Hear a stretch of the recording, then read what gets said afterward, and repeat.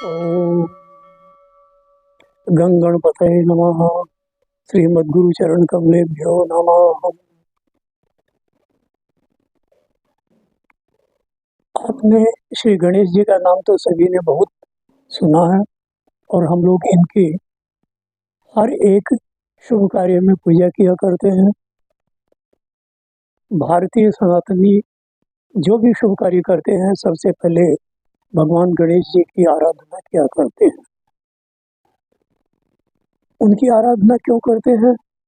तो सीधी सी बात है कि ये विघ्न हरता है।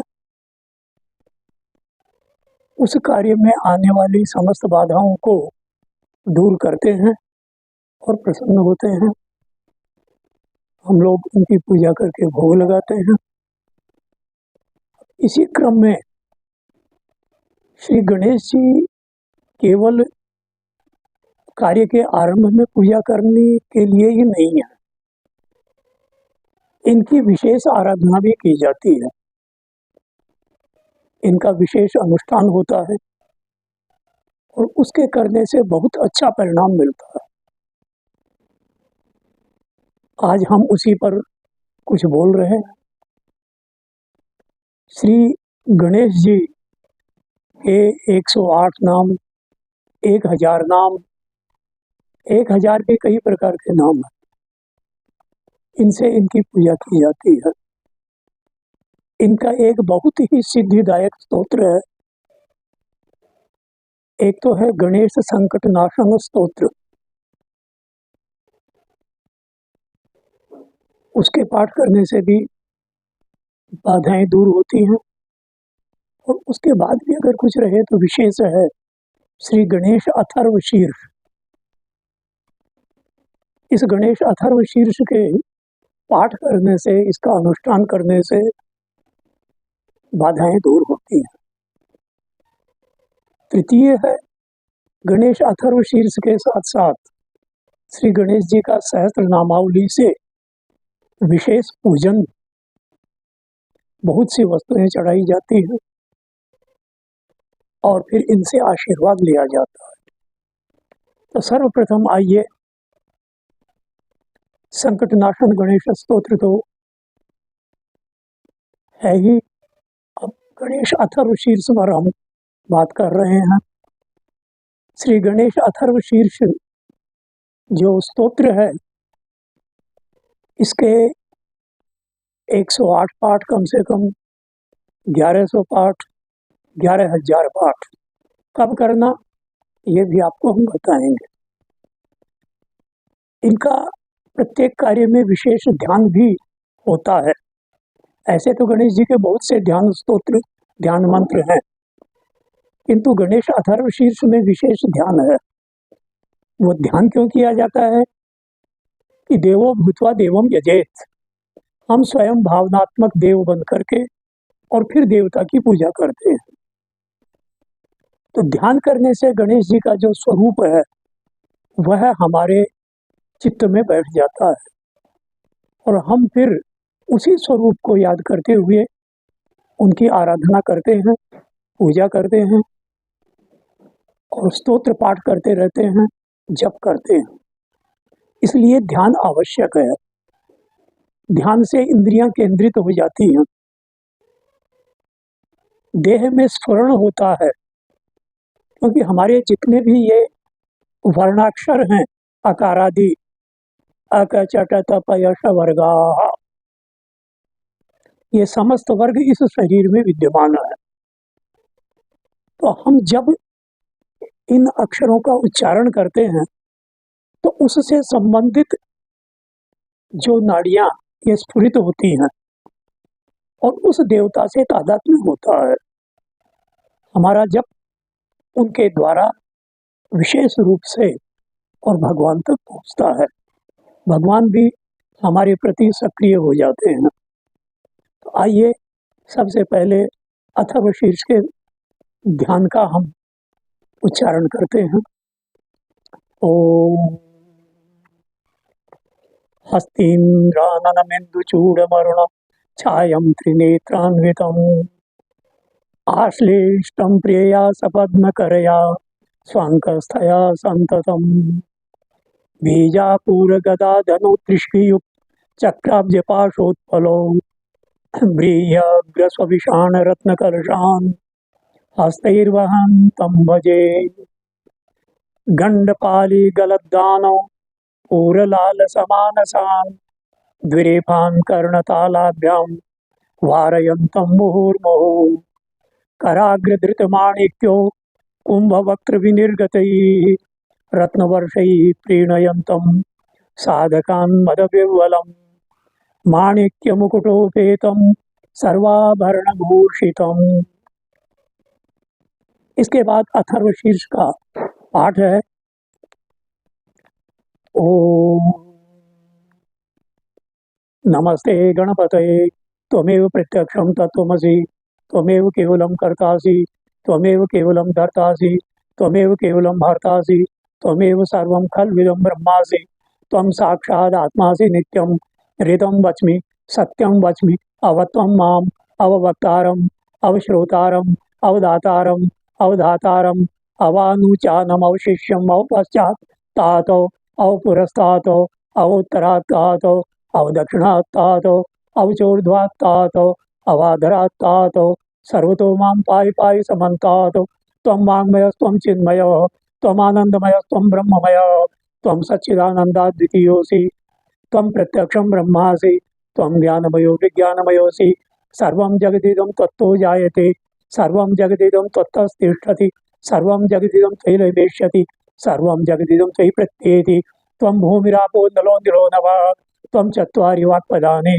त्वं गुणत्रयातीतो त्वं देहत्रयातीतो त्वं कालत्रयातीतो त्वं मूलाधारस्थितोऽसि नित्यं त्वं शक्तित्रयात्मकः त्वां योगिनो ध्यायन्ति नित्यं त्वं ब्रह्मा त्वं विष्णुस्त्वं रुद्रस्त्वम् इन्द्रस्त्वम् अग्निस्त्वं वायुस्त्वं सूर्यस्त्वं चन्द्रमास्त्वं ब्रह्म भूर्भुवः स्वरोम गणादिं पूर्वमुच्चार्य वर्णादिं तदनन्तरम् अनुस्वारः परतरः अर्धेन्दुलसितं तारेण रुद्धम् एतत् तव मनुष्यरूपं ककारः पूर्वरूपम् अकारो मध्यम रूपम अनुस्वार चांद रूपम बिंदुरुत्तर रूपम नादा संधानम संगीता संधि शैषा गणेश विद्या गणक ऋषि निश्रित गायत्री छंद गणपतिर्देवता ओम गं गणपतये नमः।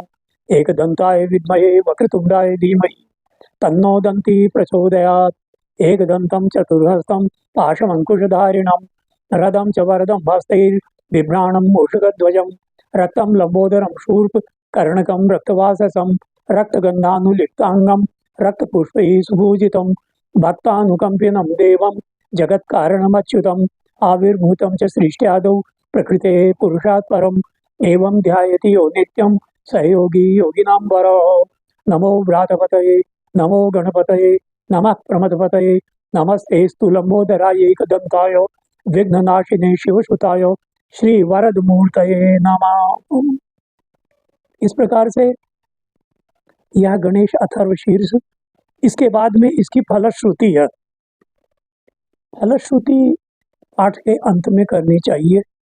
अनुष्ठान हम कर रहे हैं तो समस्त पाठों को करने के बाद प्रतिदिन फलश्रुति करनी। फलश्रुति से ही संपूर्ण लाभ होता है। फलश्रुति है वो भी मैं आपको सुना देता हूँ। एतदथर्वशीर्षं यो धीते स ब्रह्म भूयाय कल्पते स सर्वतः सुखमेधते स सर्वविघ्नैर्न स पंचमहापापात् प्रमुच्यते सायमधीयानो दिवसकृतं पापं नाशयति प्रातरधीयानो रात्रिकृतं पापं नाशयति सायं प्रातः प्रयुञ्जानो पापो अपापो भवति सर्वत्राधीयानोऽपि भवति धर्मार्थकाममोक्षं च विन्दति इदमथर्वशीर्षमशिष्याय न देयं यो यदि मोहात् दास्यति स पापीयान् भवति सहस्रावर्तनात् यं यं काममधीते तं तमनेन साधयेत् अनेन गणपतिमभिषिञ्चति स वाग्मी भवति चतुर्थ्यां मनश्नं जपति स विद्यावान् भवति इत्यथर्वणवाक्यां ब्रह्माद्याचरणं विद्यात् न बिभेति कदाचिनेति यो दूर्वाङ्कुरैर्यजति स वैश्रवणोपमो भवति यो लाजैर्यजति स यशोवान् भवति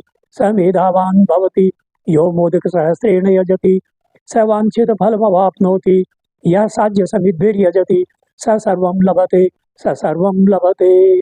अष्टौ ब्राह्मणान् सम्यक् ग्राहयित्वा सूर्यवर्चस्वी भवति। सूर्यग्रहे महानद्यां प्रतिमा सन्निधौ वा जप्त्वा सिद्धमन्त्रो भवति। महाविघ्नात् प्रमुच्यते, महादोषात् प्रमुच्यते, महापापात् प्रमुच्यते। स सर्वविद् भवति, स सर्वविद् भवति य एवं वेद इत्युपनिषत्। ॐ सहनावतु सहनो भुनक्तु सह वीर्यं करवावहै तेजस्विनावधीतमस्तु मा विद्विषावहै। ओम शांति शांति शांति। इस प्रकार से अथर्वशीर्ष का पाठ। अब इस फलश्रुति में देखिए, इनकी साधना का क्रम भी बता दिया। चतुर्थ्याम मनश्नन जपति, व्रत करते हुए चतुर्थी के दिन इनका निरंतर जप करना तो व्यक्ति का काम सफल होता है। बुधवार के दिन भी इनकी पूजा की जाती है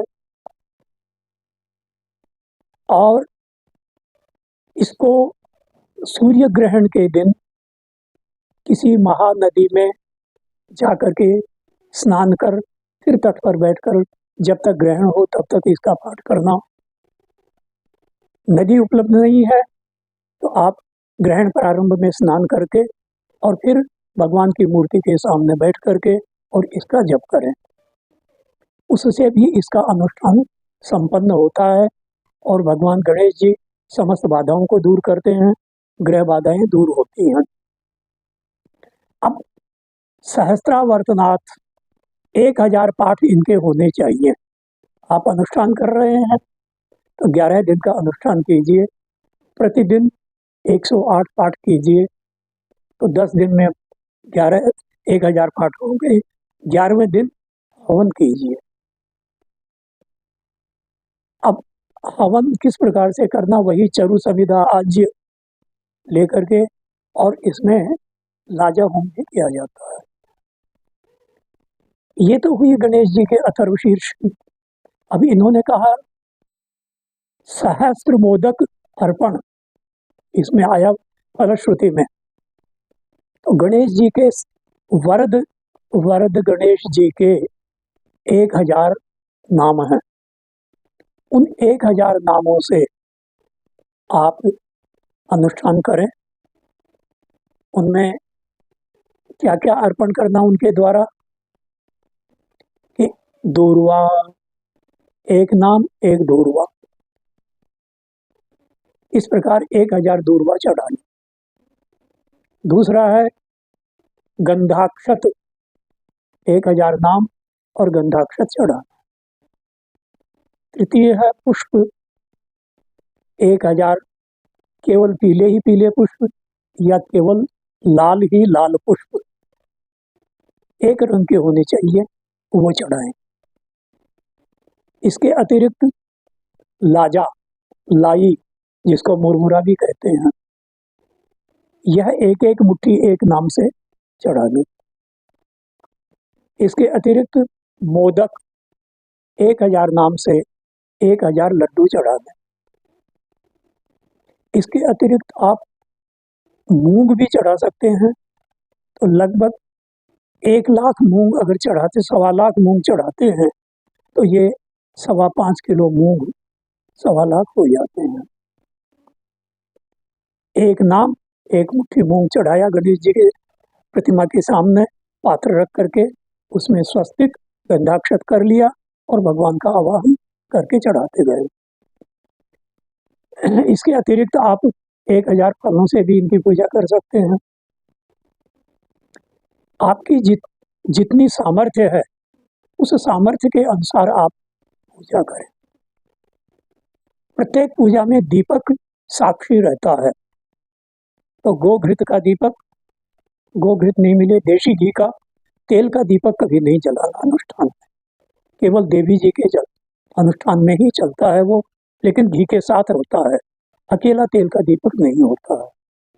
आप सहस्त्र नामावली से पूजा करें। अनुष्ठान के रूप में 1 दिन, 5 दिन, 7 दिन, 2 दिन, 11 दिन। निश्चित रूप से आपकी कार्य की बाधाएं दूर होंगी। मेरा प्रत्यक्ष देखा हुआ है, लोगों की गृह बाधा है, और जैसे कोई बालक पढ़ रहा है, पढ़ाई में मन नहीं लगता, एक वो पढ़ गया लेकिन उसका कहीं महाविद्यालय में, कॉलेज में चयन नहीं हो रहा है। एक बार दो बार प्रयत्न किया, सफलता नहीं मिली। मैंने गणेश जी का अनुष्ठान करवाया, उस बालक का चयन हो गया। परीक्षा में सफलता के लिए तो गणेश जी प्रधान है ही है। विद्यारंभे विवाहे च, जो द्वादश नाम पंडित जी प्रत्येक गणपति पूजन में पढ़ते हैं, ओम सुमुखश्च गदंतश्च कपिलो गजकर्णकः लंबोदरश्च विकटो विघ्ननाशो विनायकः धूम्रकेतुर्गणाध्यक्षो भालचंद्रो गजाननः द्वादशैतानि नामानि या पठेत् शृणुयादपि विद्यारंभे विवाहे च प्रवेशे निर्गमे तथा संग्रामे संकटे चैव विघ्नस्तस्य न जायते। ये द्वादश नाम तो प्रत्येक पंडित पढ़ता है, चाहे वह कम पढ़ा लिखा हो अथवा विद्वान हो। ये 12 नाम भी आप याद रखें और इनसे भगवान का पूजन करें। गणेश जी का मंदिर नहीं है तो शिव मंदिर में जाकर के, जहाँ गणेश जी हैं वहाँ इनका विधान से पूजन करना, दूध जरूर चढ़ाना, दूर्वा जरूर चढ़ानी और मोदक का भोग लगाना। वो नहीं हो तो फिर गुड़ है ही है। इस प्रकार से गणेश जी की पूजा करने से और इष्ट सिद्धि होती है, कार्यों में सफलता मिलती है। जो बाधाएं निरंतर आ रही हैं, चाहे वे घर में हो या कार्य क्षेत्र में हो या ग्रह जनित हो, समस्त बाधाएं दूर होती हैं। ये मैं आपको निश्चित बता रहा हूँ, मेरा कई बार का अनुभव है और मैं गणेश जी की पूजा निरंतर इसी विधान से करवाता हूँ, जो आप लोगों के कल्याणार्थ मैंने आज बता दिया है। ओम श्रीमद् गुरु चरण कमलेभ्यो।